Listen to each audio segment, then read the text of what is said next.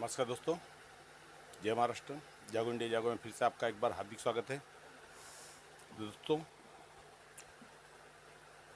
कल हमने बात किया था जो इस्सारी के अंदर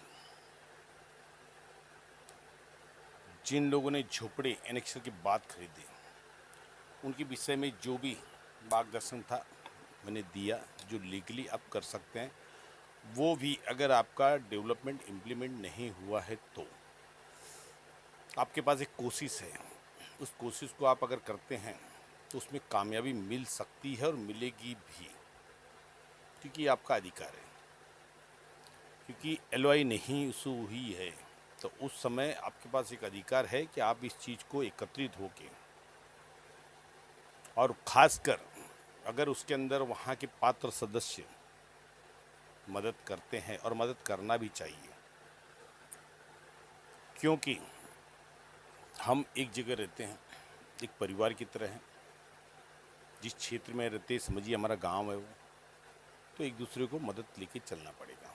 तो इस विषय में हमने कल बात किया था। आज की वीडियो में हम बात करते सरकार, स्टेट गवर्नमेंट की सरकार की नीतियाँ और केंद्र सरकार की नीतियाँ। तो पहले हम स्टेट गवर्नमेंट की बात करते हैं। अब स्टेट गवर्नमेंट 1997 में एसआरए को इम्प्लीमेंट किया जाता है, लेकिन लोगों को ये नहीं बताया जाता है कि एसआरए के कानून क्या है, आपके डॉक्यूमेंट्स कैसे अपडेट करने हैं। इस बारे में सरकार ने कोई जानकारी नहीं दी, जिसके अंदर दोस्तों हमने दौलतनगर एसआरए, जिसके विषय में शायद मुझे ख्याल से मुंबई में शायद ही कोई व्यक्ति हो जो नहीं जानता हो, जहाँ पे तकरीबन 2001 या 2002 में डेमोलिशन हुआ था, और डेमोलिशन के नाम पे बाद में एसआरए आया। उस समय लोगों को पता ही नहीं था कि एसआरए क्या है। ये डेमोलिशन तो एक्चुअली 99 2000 के करीब हुआ है। उसके बाद फिर एसआरए इम्प्लीमेंट किया गया, एक सद्भावना के नाम पे, एक सिंपैथी के नाम पे, कि भाई हम आपको घर के बदले घर देंगे, इस सारी के अंदर। लेकिन क्या सरकार ने 1997 में जब इस सारी को इम्प्लीमेंट किया तो लोगों के अंदर अवेयरनेस लाया? सरकार देखिए, कोई भी हो, सरकार कोई भी हो, उनकी ड्यूटीज होती है कि लोगों को हित में काम करें। अब ये कानून बनाते हैं लेकिन लोगों में अवेयरनेस नहीं लाते, ये बहुत बड़ा प्रॉब्लम है, तकलीफ है। क्योंकि कानून हर व्यक्ति नहीं जानता है।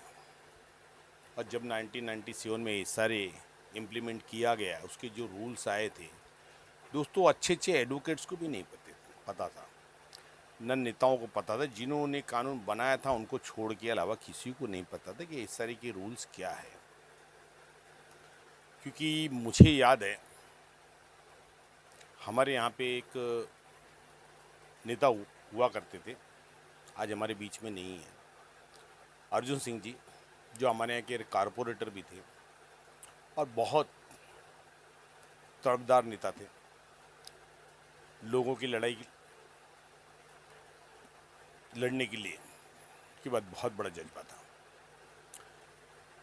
वो एजुकेटेड होने के बावजूद, लॉ की डिग्री लेने के बावजूद, उनको भी इस सारे समझने में तकरीबन 6 से 7 साल गए। क्योंकि मेरा उनसे मिलना जुलना रहता था इस विषय में, इस सारे के विषय में रहता था। क्योंकि हमारी भी लड़ाई उस समय यहाँ पे खोतवाड़ी भीमवाड़ी की 2003 से चालू हो गई थी।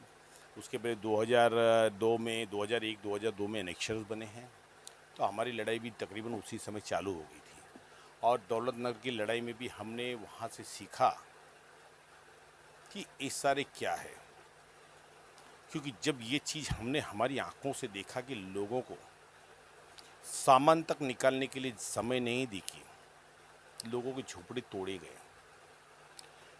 कितने दिनों तक तो वो उसी जगह पे प्लास्टिक डाल के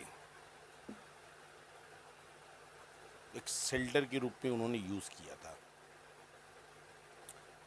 अब उसमें प्रॉब्लम्स क्या हुए, उनमें बहुत से परिवार ऐसे हैं जो अपात्र हो गए। अपात्र कैसे हुए? मसला वही मतदार यादी का उतारा। मतदार यादी में झोपड़ा क्रमांक 1। अब जो हमारे लोग थे, आज भी आप यकीन करिए या मत करिए, अगर हमारा चैनल कोई अगर व्यक्ति नहीं देखता है तो शायद ये चीज़ किसी चैनल पे नहीं बताई जाती होगी कि मतदार यादी में एक झोपड़ा क्रमांक है, और उस झोपड़ा क्रमांक का ये अधिकारी नाजायज फायदा उठा रहे हैं। नाजायज फायदा उठा रहे हैं। कैसे उठा रहे हैं, इस विषय में भी चर्चा करेंगे, लेकिन पहले ये समझिए वहाँ हुआ क्या। अब जो पुराने लोग थे, मैंने पिछले भी वीडियो में बताया था कि पुराने लोग एक परिवार एक साथ रहते थे। परिवार एक वृक्ष की तरह है जिसकी शाखाएं बढ़ती है, जैसे एक पेड़ होते हैं, उसकी टहनियाँ निकलती है, एक टहनी नहीं होती, अनेकों टहनी निकलती। उसी तरह परिवार में किसी की 2 बेटे, किसी की 4 बेटे, किसी की 3 बेटे, तो अब उनका परिवार, उनसे आगे की पीढ़ी, तो इस तरह परिवार भी बढ़ते रहता है। अब लोगों के घरों का डिवाइडेशन हुआ, क्योंकि भाई देखिए, समय सबसे बड़ी मांग होती है, तो समय की मांग को लेकर चलना पड़ता है। जब हमारे पूर्वजों दादा परदादाओं का जमाना था, तो प्रॉपर्टियां ज़्यादा थी, लोगों को दिक्कतें नहीं आती थी। अब दिन पे दिन पॉपुलेशन बढ़ते जा रहे हैं। शायद मेरी बातें बहुत लोगों को बुरी भी लगे, लेकिन मैं जो है हकीकत बता रहा हूँ। पॉपुलेशन बढ़ते जा रहे हैं। पॉपुलेशन बढ़ने से क्या हो रहा है दोस्तों? जमीन तो वही है, जमीन वही है, लेकिन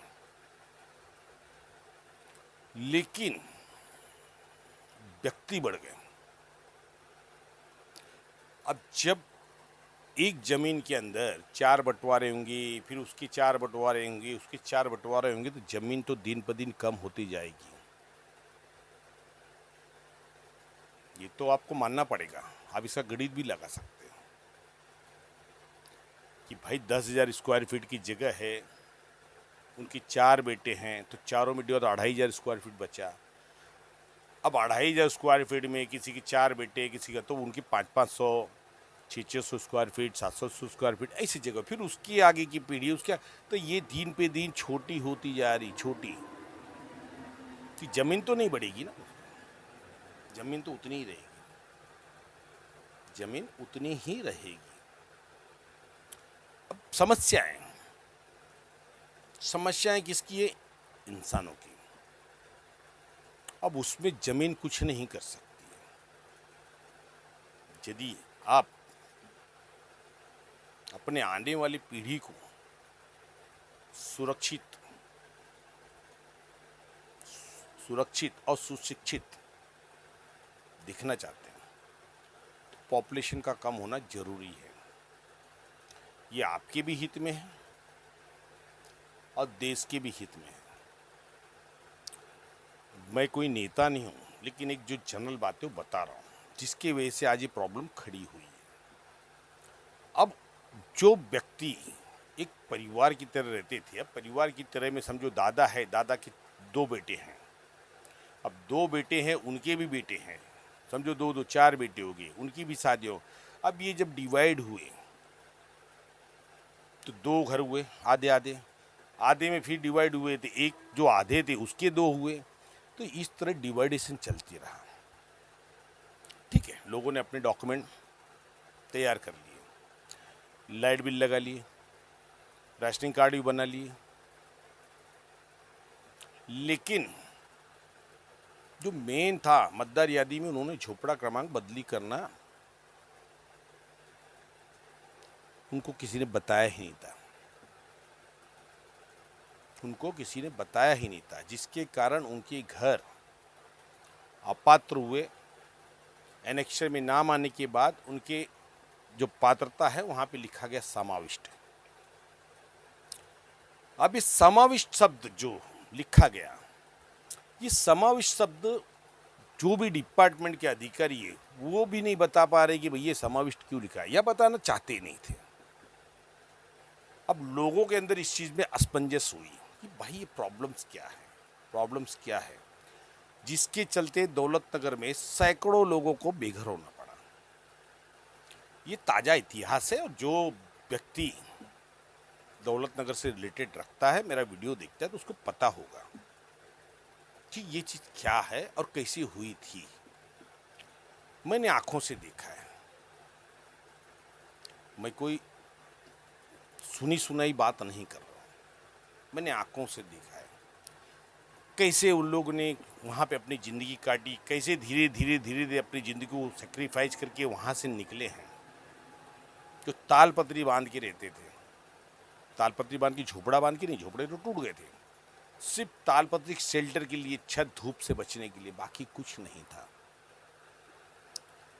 कितनी सारी संस्थाओं ने उस समय डोनेट भी किया था। अब मैं संस्थाओं का नाम तो नहीं बता पाऊंगा, बहुत सारी संस्थाएं हैं इसमें डोनेट किया। मुझे जहाँ तक याद आ रहा है कि हमारे जो फिल्म स्टार गोविंदा जी है, उन्होंने भी उसमें कुछ योगदान दिया था कि भाई जब तक भी ये रहेंगे इनके खाने पीने का ध्यान रखा जाए, जहाँ तक मुझे याद है। तो ये चीज़ें हुई हमारे लोगों के साथ, बहुत ही दर्दनाक वाकया था। लेकिन उस समय क्या था, एसआर के अंदर बिल्डरों की बहुत कमी थी, और जो बिल्डर्स थे बड़े जिन्यून थे, बड़े बड़े बिल्डर्स थे, छोटे बिल्डर नहीं थे। और उस समय तो सबसे ज़्यादा नाम चलता था दीवान बिल्डर का, कि शायद मुंबई के अंदर एसआर में अगर सबसे ज़्यादा प्रोजेक्ट में नाम आया हो तो दीवान बिल्डर का ही आया होगा।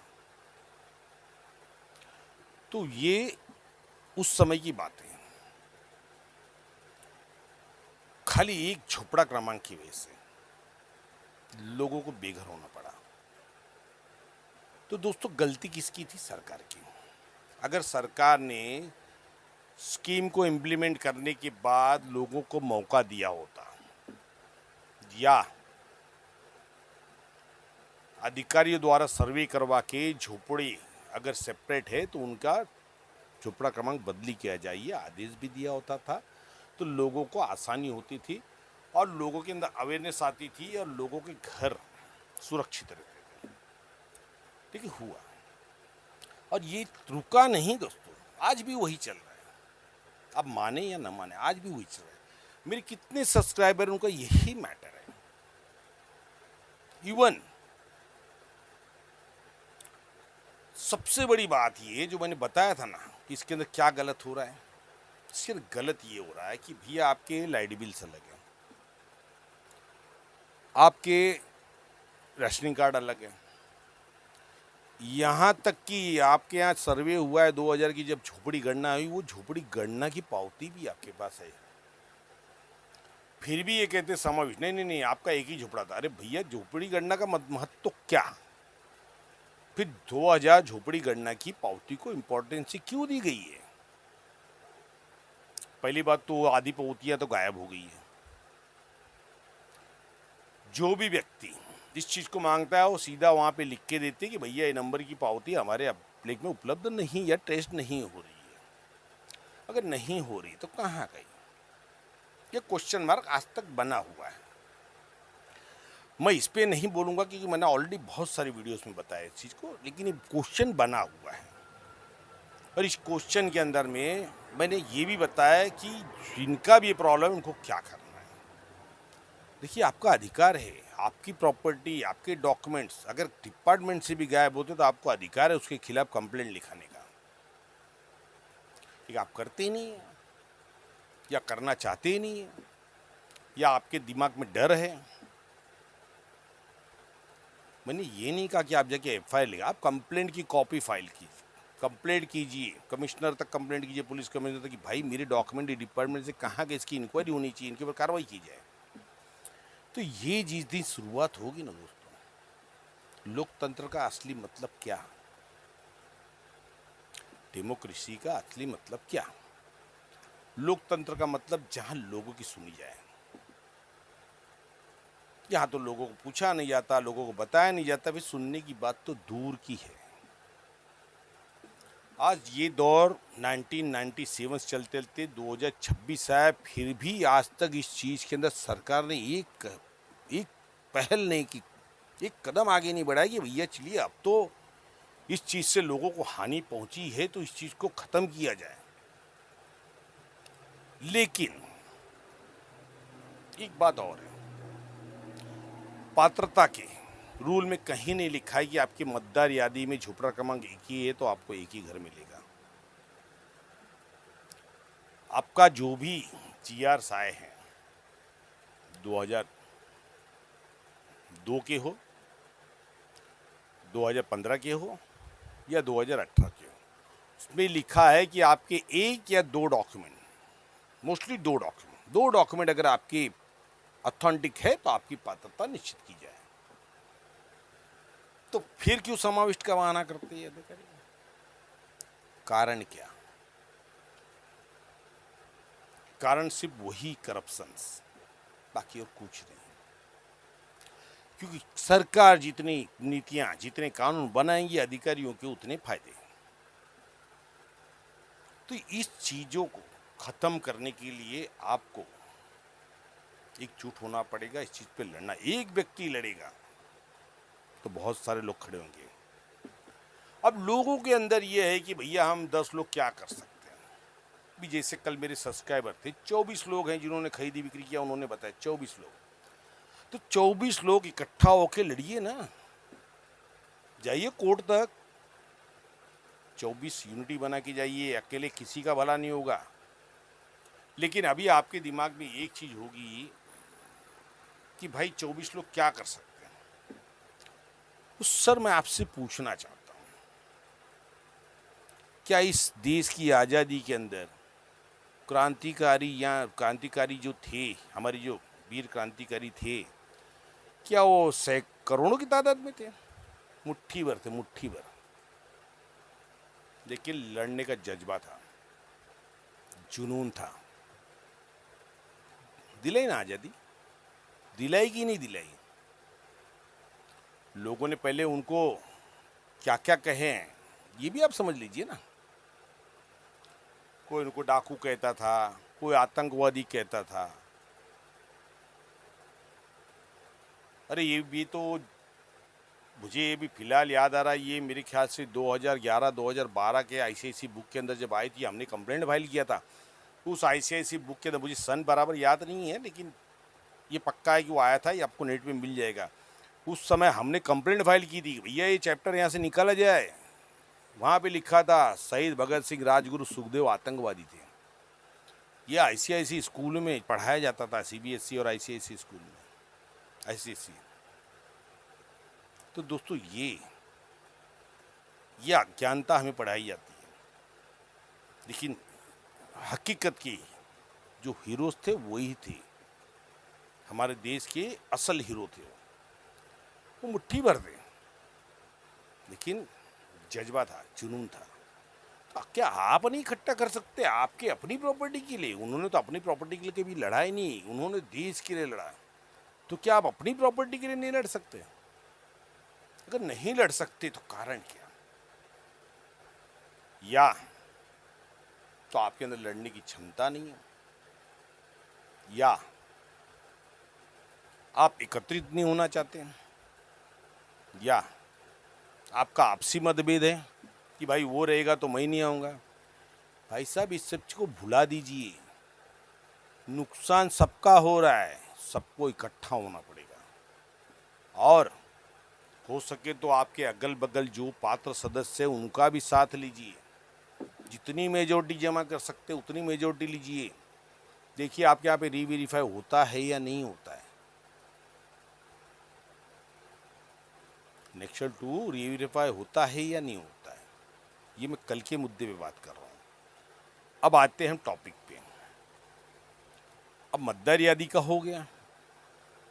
अब सरकार ने 2000 का जो जीआर बनाया गया था उसमें स्पष्ट शब्दों से लिखा था, लिस्ट स्पष्ट शब्दों में है, मेरे पास कॉपी है, कहीं मुझे ढूंढना पड़ेगा। मैं जिस दिन मुझे कॉपी हाथ में आ गई ना, मैं उस जीआर के बारे में भी आपको बताऊंगा कि 2000 के जीआर में 2002 का जीआर था शायद, या 2002 का था, कि आपका उस जीआर में लिखा क्या था, क्या कानून थे, वो बताऊंगा। अच्छा, दूसरी दोस्तों गलती ये थी कि 97 में कानून इंप्लीमेंट होता है और डेटम लाइन रखा जाता है 1195। ये भी गलत था, ये भी गलत था। अगर आपने 95 में किया है, 97 में इम्प्लीमेंट हुआ था, पीछे क्यों जा रहा, आगे चलिए ना, कि भैया चलिए हम एक मौका देते 2000 तक की पात्रता निश्चित की जाए। वहाँ भी सरकार ने गलत किया लोगों के साथ। अब 2015 में जीआर आया, 16/5/2015 को जो जीआर आया उसमें कहा गया कि 2000 तक की पात्रता निश्चित की जाए। 2000 के पहले की डॉक्यूमेंट है तो आपकी पात्रता निश्चित की जाए। चलिए, आपने 2000 की पात्रता क्यों कहा, उसका कारण ये मैं नहीं बता रहा हूं, ये सरकार बोल रही है उस जीआर के अंदर। उसमें ये कहा गया है कि लोग अपात्र होने से असंतुष्ट होते हैं, जिसके वजह से कोर्ट कचहरी विवाद होता है और प्रोजेक्ट प्रलंबित होता है, लंबा हो जाता है, रखड़ जाता है, जिसको दूर करने के लिए 2000 तक की पात्रता निश्चित की जाए। अब बराबर है, 16/5/2015 को जीआर आ गया। अब दोस्तों, तकलीफ ये है कि उस समय भी सरकार ने ये नहीं कहा कि भैया हमने निकाला 2000 की, कि बहुत लोगों के डॉक्यूमेंट जो डिवाइडेशन हुए थे घर के, तो उनके डॉक्यूमेंट 2000 के थे, एक 2000 के पहले के थे डिवाइडेशन के समय, लेकिन उनके मतदार यादी तो वही थी। तो उसके अंदर आपने ये क्यों न कहा कि इसमें मतदार यादी नहीं देखा जाए, अगर उनका इलेक्शन में नाम है, भले मतदार यादी में है, झोपड़े अलग हैं, तो आपकी पात्रता निश्चित की जाए। तो इस सरकार ने स्पष्ट शब्दों में क्यों नहीं लिखा, ये गलती है या नहीं, आप मुझे बताइएगा। उसके बाद अब आ जाए 2018 में, 16/5/2018 को जीआर निकलता है। अब उसमें क्या कहा जाता है कि 1/1/2000 के बाद के से 1/1/2011 के पहले की अगर आपके पास डॉक्यूमेंट है, 2 डॉक्यूमेंट है, तो आपकी सशुल्क पात्रता की जाएगी। अब ये जीआर तो निकला, लेकिन उस समय भी मतदार यादी के बारे में कोई जिक्र नहीं किया गया। क्यों, कारण क्या? और फिर अधिकारी ये समाविष्ट का बहाना लेके लोगों को पात्र कर रहे हैं, और वहीं से होता है इस करप्शन की शुरुआत, कि भैया 5 लाख दीजिए, 3 लाख दीजिए, आपकी पात्रता हो जाएगी। मतलब पैसे देने पे समाविष्ट और वो मतदार यादी नहीं देखी जाती दोस्त, लेकिन आपके पास पैसे नहीं है तो मतदार यादी देखी जाएगी।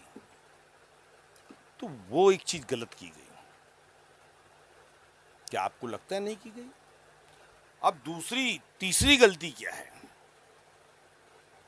तीसरी गलती ये है कि 2018 में जीआर बना, 2018 के बाद से बहुत लोगों की पात्रता है, उसमें कॉमर्शियल भी पात्रता हुई सशुल्क में।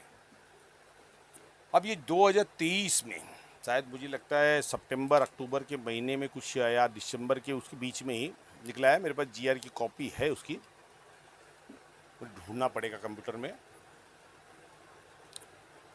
अब उसमें कहा गया कि सशुल्क पात्रता नहीं की जाए। क्या सशुल्क पात्रता नहीं की जाए। अब दोस्तों मुझे बताइए, जो 2018 में आपने जीआर पास किया था, जो भी सरकार रही होगी, सरकार तो सरकार होती, चाहे कोई बैठे, वहाँ पार्टी नहीं देखी जाती, सरकार देखी जाती है। सरकार में सीएम की कुर्सी पर बैठा हुआ किसी पार्टी का सदस्य नहीं होता है, बल्कि वो पूरे राज्य का मुखिया होता है, राजा होता है, पालक होता है वो। तो भाई वहाँ जब बात हो तो आपको ये चीज़ ध्यान में रखना चाहिए था कि भाई उसमें अगर हम कुछ भी संशोधन कर रहे हैं, अमेंडमेंट कर रहे हैं, तो आपको उसमें ये भी डालना चाहिए था कि अब तक जो पात्रता हुई है वो मान्य की जाएगी, और ये जीआर के बाद से कोई कॉमर्शियल पात्रता नहीं की जाएगी। अब जो व्यक्ति 2018 से 2023 के बीच में कॉमर्शियल में सशुल्क पात्र हो चुके हैं, तो अब सरकार उनको अपात्र कैसे डिक्लेयर करेगी, सरकार डिसाइड करे, उसके ऊपर भी कोई जीआर नहीं। डिपार्टमेंट ये मानने को देने, हमको सरकार ने बोला ही नहीं है, हम देंगे नहीं। अरे तो भाई उस व्यक्ति ने जो पात्रता करने की संघर्ष किया है, उनकी समय गए, उनके पैसे खर्चे हुए, तो आज वो व्यक्ति को निराश क्यों किया जा रहा है? निराश क्यों किया जा रहा है? तो ये गलती है सरकार की। सरकार को इन्हीं गलतियों पे ध्यान देना होगा। अब उसमें और भी गलती है। गलती ये है कि ये सारे में प्रोजेक्ट का जो कार्यकाल दिया गया है वो 24 महीने का है। चलिए 24 महीने से 1 साल बढ़े 36 महीने का है। इनके रेशियो के हिसाब से इनको समय दिया गया है कि इतने टेनामेंट है तो इतने दिन में आपको बनाना है, प्रोजेक्ट पूरा करना है। 72 महीने से ज़्यादा का नहीं है, वो भी 2 से 3 हज़ार घर हैं। तो अब यहाँ पे प्रॉब्लम ये आता है कि भाई प्रोजेक्ट तो रुक गया है, बिल्डर ने एनेक्सल 2 बना दिया, आगे काम ही नहीं चल रहा है, फिर वो बिल्डर टर्मिनेट होता है या नहीं भी होता है, वो 10 साल 15 साल के बाद 20 साल के बाद फिर बोलता है भैया मैं एसआरए कर रहा हूँ, मुझे एलओआई दीजिए। तो क्या सरकार को ये नहीं समझ में आता है कि भाई ये जो डेवलपर्स ने जब एलओआई लिया था और आज जब प्रोजेक्ट चालू हो रहा है तो उस बीच में तकरीबन एक जनरेशन गैप हो चुका है। एक जनरेशन। अब जनरेशन का मतलब सरकार के नियमानुसार जो बच्चा होता है 18 साल में वो बालिग हो जाता है, उसको वोट देने का अधिकार है। तो एक जनरेशन हो गया क्योंकि वो स्वतंत्र फैमिली माना गया है। तो यदि वो स्वतंत्र फैमिली माना गया है तो भाई उस चीज के अंदर एनेक्सर के अंदर में सरकार को एक अध्यादेश बनाना पड़ेगा कि कोई भी प्रोजेक्ट अगर डिले होता है तो आपको एनेक्सर रीवेरीफाई मैंडेटरी ये करना ही है, रीवेरीफाई करना ही है। ये सरकार को अध्यादेश जारी करना चाहिए। क्यों नहीं करती सरकार? क्योंकि बिल्डर का नुकसान होगा इसके लिए। लेकिन वो समय जब प्रोजेक्ट रखड़ा पड़ा है, कितने ऐसे लोग हैं जो अपनी मजबूरी के कारण घर बेच के चले जाते हैं।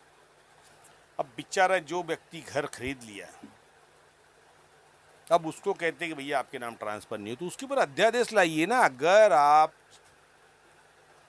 आप यहाँ पे वेरीफाई नहीं भी करवाते तो एक कानून तो लाइए कि भैया अगर झोपड़पट्टी में खरीदा है, प्रोजेक्ट डिले हुआ है, तो आप इतने पैसे भर के आपका नाम ट्रांसफर करा लीजिए, तो न्याय मिलेगा। ऐसे लोगों को न्याय मिलेगा। मेरे सब्सक्राइबर ने क्या कहा है मालूम मुझे? व्हाट्सएप पे क्या लिखा है पता है दोस्तों? मैं उनका नाम नहीं लेना चाहता हूँ, लेकिन मुझे मालूम है उनका दिल रो रहा है। उन्होंने कहा कि मेरे यहाँ के लोग हमें डरा रहे हैं क्योंकि उनसे भी गलती हुई है, क्योंकि वहाँ भी प्रोजेक्ट रखड़ा 10-15 साल और उन्होंने घर खरीद लिया। अब प्रोजेक्ट की शुरुआत हो रही है। एनेक्सर 2005-06 बन चुका है। उन्होंने मुझसे कहा कि हमारे पास न पैसे हैं न कुछ है, हमारे सामने एक ही रास्ता है कि हम सुसाइड कर लें।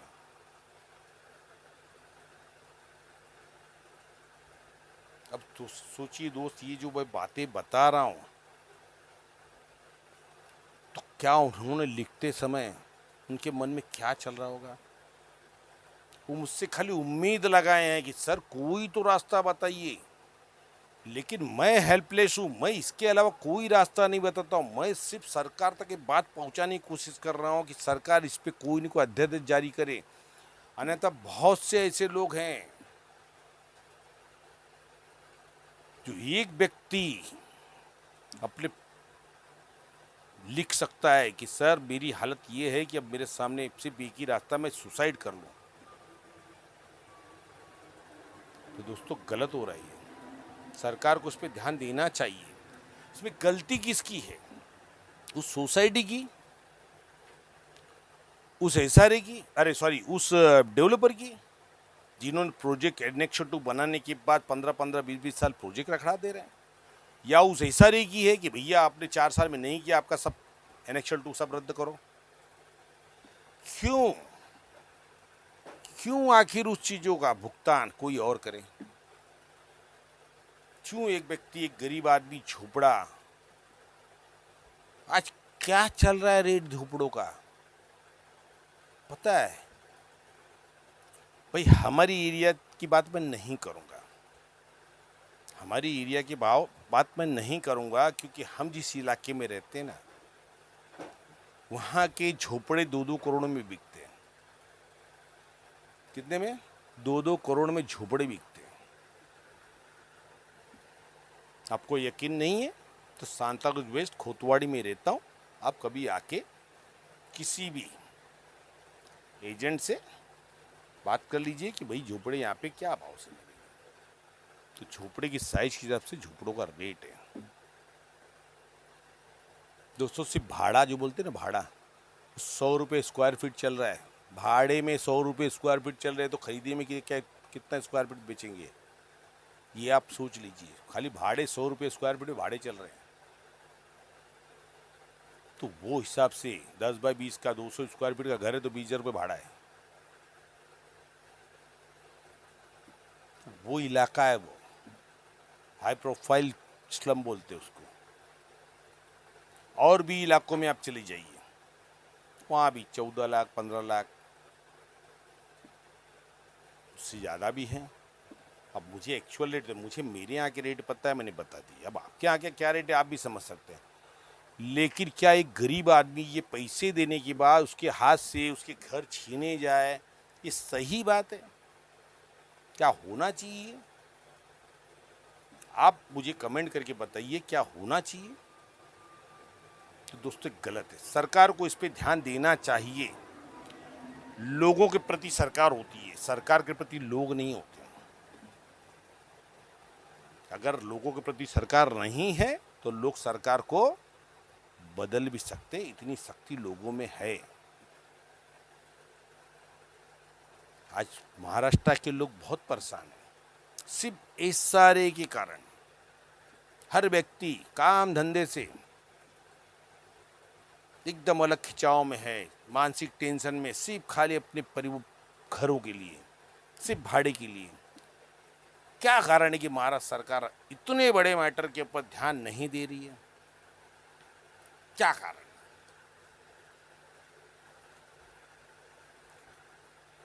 यहाँ पे जो भी चीज़ें हैं, ये चीज़ें दोस्तों हम सरकार पे भरोसा तो नहीं कर सकते, क्योंकि सरकार को करना होता तो सरकार अब तक कर चुकी होती। लेकिन आपको, हमको, सबको एक होना पड़ेगा, इस चीज़ पे आवाज़ उठाना पड़ेगी, इस चीज़ पे पीआईएल फाइल करना पड़ेगा। अब उसके अंदर पहल करनी पड़ेगी ताकि कोर्ट को ये बताया जाए कि जो प्रोजेक्ट 20-20 साल से प्रलंबित है, उसमें स्कीम इम्प्लीमेंट हुई ही नहीं, सिर्फ एनेक्स 2 बना दिया गया है। और किसी व्यक्ति ने अगर 5 साल बाद 10 साल बाद घर बेच दिया, तो जिसने खरीदा तो उसका घर का सर्वे रीसर्वे क्यों नहीं हो रहा है, या उसके लिए अध्यादेश क्यों नहीं जारी किया जा रहा है सरकार द्वारा? तो क्या उस व्यक्ति के जो पैसे फालतू चले जाएंगे? और फालतू जाएंगे तो क्या होगा? जो मेरे सब्सक्राइबर ने कहा वही होता है। और मैं उनसे रिक्वेस्ट करूंगा, सर ऐसी कोई चीज़ मत करिएगा। जिंदगी में कोशिश, अधिकारों की लड़ाई होए, कोशिश करते रहिए। आपकी लगन और निष्ठा, आप लोगों को न्याय मिलेगा। सिर्फ मैंने जैसे बताया वैसे आप काम करिए, हारिए मत। आपको कोई वकील नहीं करना है, कुछ नहीं करना है। हिम्मत मत हारिए। तो हिम्मत हार जाएंगे ना तो सब खत्म हो जाता है। हम भी तो लड़ रहे हैं सर, 2000 से लड़ रहे हैं। क्या हासिल किया हमने?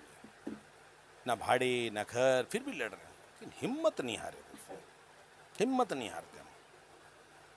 तो दोस्तों वीडियो बहुत लंबी हो रही है, और ज़्यादा वीडियो लंबी हो जाती है तो आप लोग कंप्लेंट भी करते हैं कि सर वीडियो का लेंथ बहुत लंबा हो जा रहा है। तो दोस्तों यही चैप्टर्स को हम कल फिर चालू करेंगे। सरकार की नीतियां, जो राज्य सरकार की नीतियां हैं, ये तो आधे से ज़्यादा मैंने अभी बता दिया। कुछ चीज़ें और हैं वो मैं बताऊंगा कि इनकी नीतियां हैं, लेकिन वो इम्प्लीमेंट होने के बावजूद लोगों को तकलीफ है। जैसे मैंने जितने भी बताया उस पर क्या फ़ायदा है लोगों का? क्या सरकार ने कभी सोचा है कि आप कानून तो बना देते, लेकिन आपके ये पुराने कानून की वजह से फिर वही डाक के 3 पात। प्रॉब्लम क्या? समाविष्ट। फिर क्या मतलब है 2000 की पात्रता का, और क्या मतलब है 2011 तक की सशुल्क पात्रता का, जब वहाँ पे समाविष्ट में नाम आ जाता है? तो बाकी के डॉक्यूमेंट क्या करें हम? भाई किसी के 2002 के लाइट बिल है, वोटिंग कार्ड है, अरे तुमचं आईचं नाव त्या ठिकाणी आहे, तुमचं समाविष्ट है।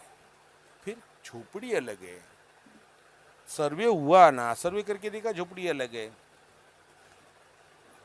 जो भी लड़का है वो एक 20-18 साल के ऊपर का है, तो स्वतंत्र फैमिली है, दीजिए ना।